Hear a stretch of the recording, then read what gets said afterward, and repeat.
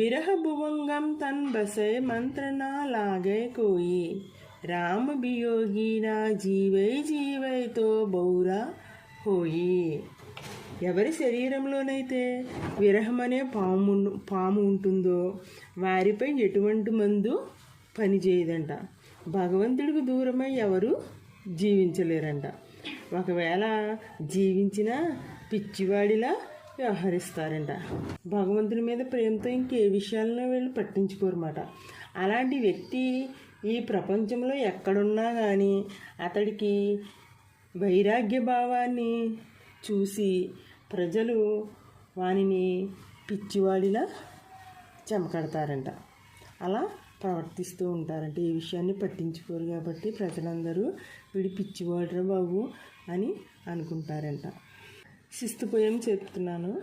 నిందక్ నేడ రాఖియే ఆంగని కుటి బాంధీ బినా సాబన్ పానీ బినా నిర్మల్ కరే సుబాయి. ఈ పోయము ఏ సందర్భంలో చెప్పారంటే కబీర్ గారు మన గుణాలను పారదర్శకంగా ఉంచుకోవడానికి, అంటే మన గుణాలను కరెక్ట్గా బాగా ఏ తప్పులు చేయకుండా ఉండడానికి ఉపాయము చెప్పారు ఈయన.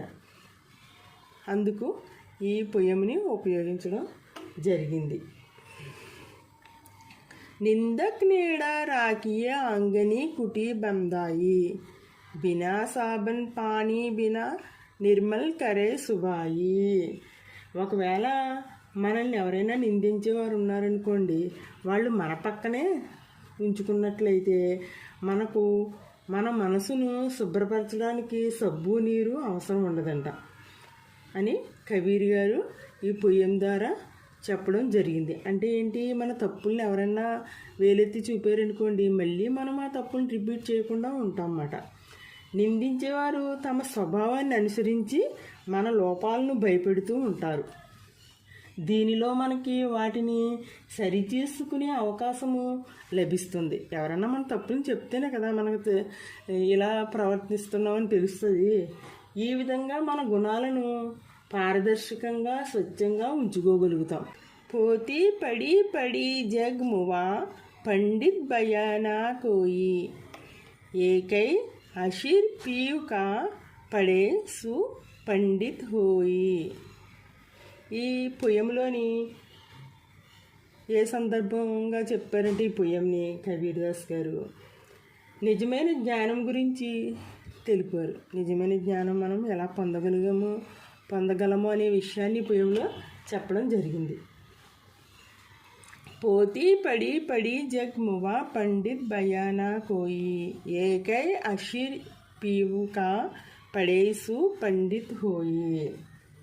ఈ ప్రపంచంలో వారంతానంటండి పెద్ద పెద్ద ధార్మిక గ్రంథాలను చదివి అలిసిపోయారంట, కానీ ఎవ్వరూ పండితులు అవ్వలేదట. అంత పెద్ద పెద్ద గ్రంథాలు చదివినా కానీ పండితులు కాలేకపోయారు అని కబీర్ గారు తన అభిప్రాయాన్ని చెప్పారు. అదే కనుక వారి యొక్క ఆరాధ్య దైవం గురించి కానీ ప్రేమ అనే ఒక అక్షరం చదివినట్లయితే నిజమైన జ్ఞానాన్ని వారు పొందగలిగేవారు అని కబీర్ గారు ఈ పొయ్యం ద్వారా మనకి చెప్పడం జరిగింది. హమ్ గర్ జాలియా అపనా లియా మురాడా హాతీ అబ్ గర్ జాలే తాస్ కా జే చలే హమారే సాథీ. ఈ పొయ్యము ఏ సందర్భంలో చెప్పారంటే కబీర్ దాస్ గారు భగవంతుని పొందడానికి మనము మనసులోని రాగద్వేషాలను మోహబంధాలను వదిలేయాలని ఈ పొయ్యంలో చెప్పారు. నిజమైన గురువు తన శిష్యుల్ని ఎలా ఉద్ధరిస్తాడో తెలిపే సందర్భంలో కబీర్ గారు ఈ పొయ్యంలోని చెప్పడము జరిగింది.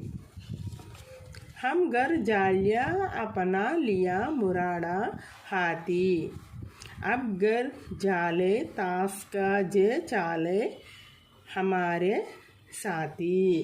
భావార్థం చెప్తున్నాను. కబీరు ఏమని చెప్పారంటే తనలోని గూడు కట్టుకుపోయిన మోహబంధాలను భక్తి విరహము అనే కాలుతున్న కాగడాలతోని తీసుకుని అనే వాటిని కాగడాతో చేతిలోకి తీసుకునింట తగలబెడతానని అన్నారంట.